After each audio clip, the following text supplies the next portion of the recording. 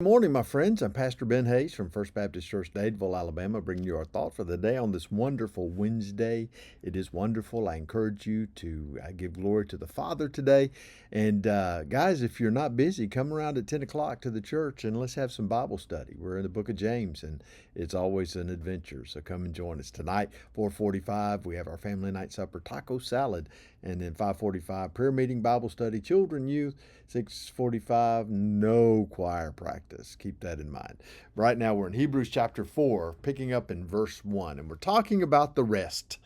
R-E-S-T, not in the rest of the story, but in the rest. The opportunity to cease from work, that kind of thing. Okay, got it? Look at what Paul says, verse 1. Therefore, since a promise remains of entering his rest. Now remember, he was talking about the children of Israel going into the promised land, and where the land would be flowing with milk and honey. Understand that God was going to take care of them there. But the rest that they were going to experience was going to be rest from their bondage in Egypt, their rest from having to live in the wilderness. They were still going to have to fight battles. They were going to have to take out all of the indigenous people there as part of God's judgment. And then, as they did that, God was going to take care of them. So the promise remains of entering his rest, because you remember, after that generation of adults died, God let the people of Israel go into the promised land. It was a battle, but they went.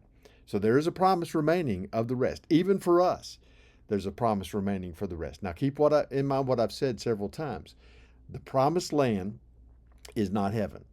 The promised land is the Christian life, meaning that the rest that we're talking about is not heaven. The rest that we're talking about is the Christian life. All right? There remains of entering his rest. Let us fear lest any of you seem to have come short of it. Now, what's he talking about? He's talking to believers. He's talking to believers. And the key to getting into that rest is belief.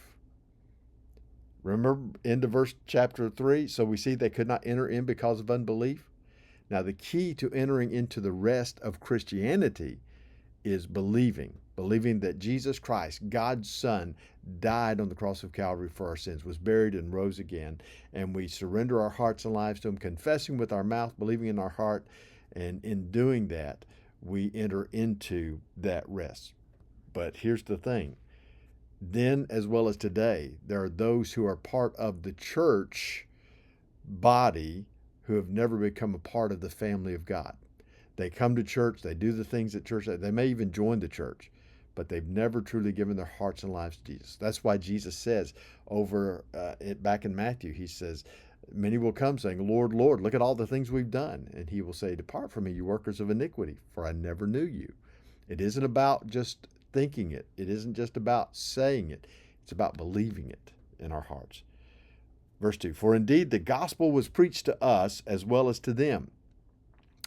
Preached to those who are believers as well as to those who are false believers. Yeah.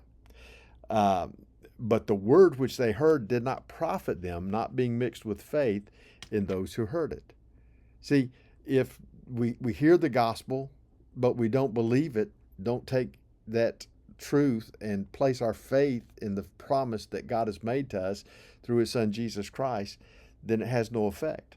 Verse 3, for we who have believed do enter that rest, as he has said, so I swore in my wrath, they shall not enter my rest.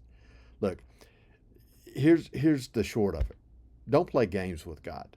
Don't think by attending church, getting baptized, giving a tithe, doing good things, trying to live a good life. Don't think that that's what it's going to take. The key to entering the rest that God has promised is trusting in Jesus. That's it. Nothing else. Placing your faith in Jesus Christ as God's own Son, the perfect Lamb of Calvary.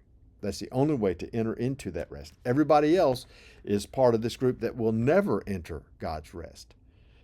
There's no way other than through faith in Jesus. Continue on in verse 3. Although the works were finished from the foundation of the world. What works? The only work that was required. From before the foundation of the world, God had planned, Jesus had planned to die on the cross of Calvary. That's the only work that matters. Jesus did it for us. We don't have to do these works. We don't have to do those kinds of things because Jesus paid it all, and all to him we owe. Think about that today. We'll pick up here tomorrow, but I want you to focus on your life today. Is your life about works or is it about belief? Because belief is the only way to enter into that rest. Be blessed. I'll see you back here tomorrow.